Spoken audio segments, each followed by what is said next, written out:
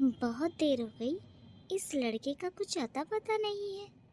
न जाने कहाँ चला गया। मम्मी। अरे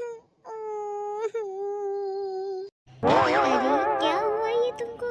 इतनी चोट कैसे लग गई? मम्मी, जब मैं रास्ते में आ रहा था ना, मुझे एक 500 की नोट दिखाई दी। अच्छा, 500 की नोट? फिर क्या हुआ? मम्मी, जब मैं उसे उठाने जा रहा था ना, तो वहाँ पर एक अंकल जी खड़े थे। मैंने उनसे कहा कि अंकल जी, ये नोट मेरी है। गलत बात। मैंने तुमको ये सिखाया है झूठ बोलना, वो भी बड़ों से। अरे मम्मी, पूरी बात तो सुनो। हाँ बोलो। अरे मम्मी, जब मैंने उन अंकल से ये बोला ना कि ये 500 की नोट मेरी है, तो उन्होंने कहा कि अभी थोड़ी देर पहले ये मेरी नोट गिर गई थी। तो इसमें उन्होंने गलत क्या कहा? क्या पता नोट उन्हीं की हो। अरे नहीं नहीं मम्मी, नोट उनकी भी नहीं थी। तो फिर किसकी थी? जब उनकी भी नहीं थी तो उन्होंने ऐसा क्यों बोला कि मेरी नोट थी? अरे मम्मी, क्या बताऊं, एक आंटी थी, वो बेचारी अंधी थी। अब वो ना रास्ता ढूंढते ढूंढते ढूंढते बाजार जा रही थी। मैंने उनको देख लिया।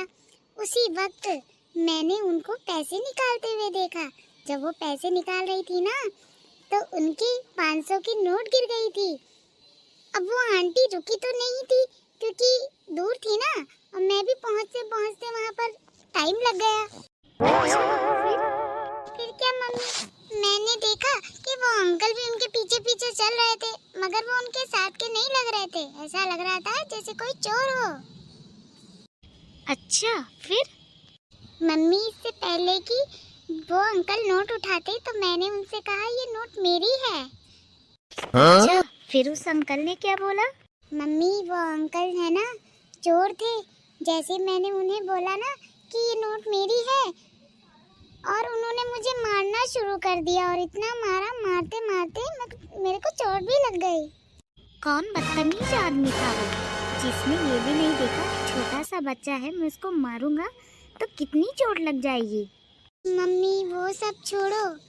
वैसे तो उन अंकल ने पैसे नहीं दिए, फिर भी मैंने उन आंटी को बता दिया जाकर कि आपके पैसे उन अंकल ने उठाए हैं। आप चाहो तो पुलिस में कंप्लेंट कर सकती हो।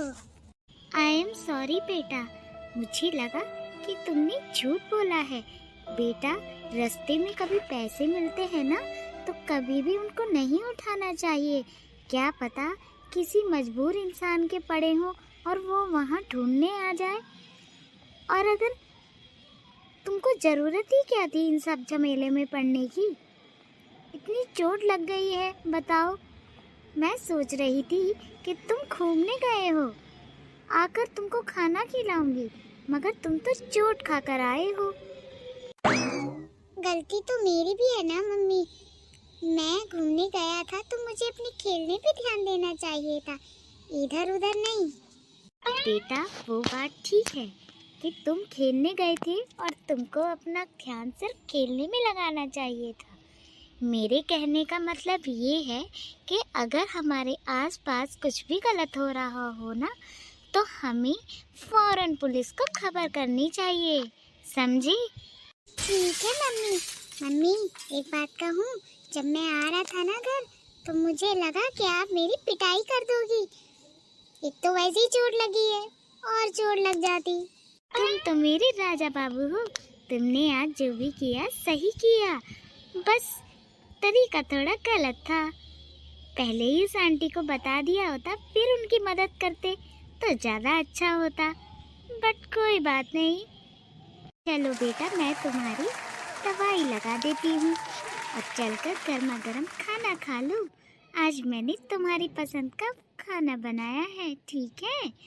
तुम मेरे राजा बाबू हो, तुम कभी कुछ गलत कर ही नहीं सकते।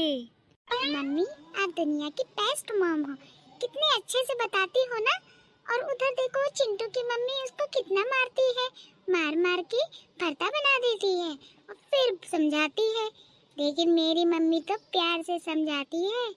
बिना हाथ उठाए भी आदमी प्यार की भाषा बोल लेता है और समझ भी लेता है।